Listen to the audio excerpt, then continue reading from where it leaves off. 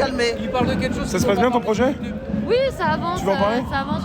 Bah écoute, ouais, toujours à l'école. Et bah là, je recherche du terrain en Ile-de-France. Et je pense que je vais approcher plutôt les ONG, les associations.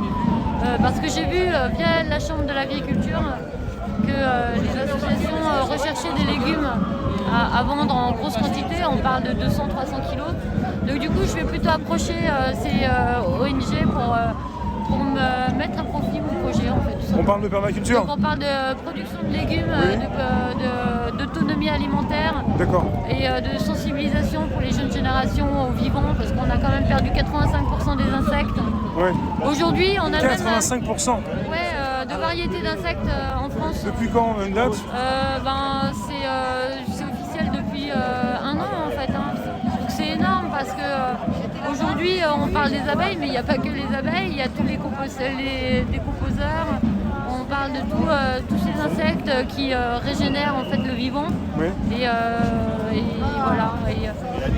Et il y a un constat aussi qui est alarmant, c'est qu'aujourd'hui on fait des dérogations pour permettre de glyphoser en fait les terres, alors que ça devrait être l'inverse. On devrait faire des dérogations pour polluer, mais la norme devrait être l'agriculture vertueuse. Ouais. Donc voilà, mais oui, ça avance bien. C'est physique, mais voilà. Allez, ceux qui sont au chômage, renseignez-vous, faites de la reconversion.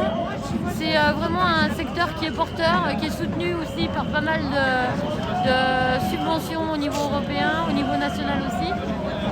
Il y a plus de 300 propositions d'emploi en agroforesterie pour se réapproprier des surfaces qui ont été abandonnées, pour reprendre en fait des lieux et les faire revivre et éventuellement refaire de l'agriculture sur ces terres qui sont abandonnées. Et il y a plein de projets en Ile-de-France qui naissent.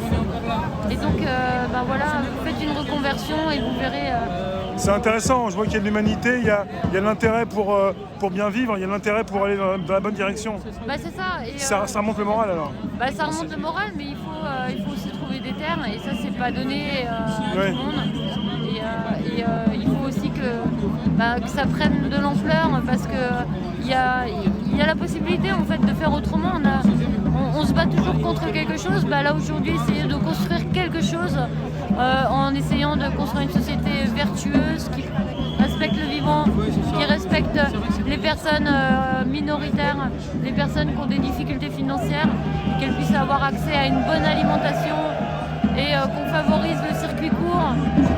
Tu vois, il y avait les agriculteurs qui manifestaient la semaine dernière, notamment parce que ils luttent contre les grandes surfaces qui pratiquent des prix.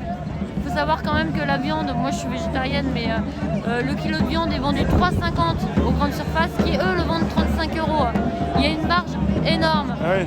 Et on comprend maintenant pourquoi les agriculteurs ils sont à bout. Ouais. Parce qu'en fait on leur dit vous aurez des aides si vous faites des investissements. Et plus les investissements sont gros, et plus on réduit le prix du kilo. Et donc à un moment donné, ils se retrouvent débordés de factures parce que c'était la condition pour pouvoir percevoir des subventions. Et à l'inverse, on dégrade leur marge et on s'enrichit avec les distributeurs, avec le marketing, la communication qui sert strictement à rien. Je préfère à la limite acheter des œufs 3 € qui viennent de la ferme plutôt que 5 € alors qu'on a payé le conditionnement, on a payé le fret, on a payé le stockage. Donc c'est ça en fait que les gens, il faut que vous compreniez.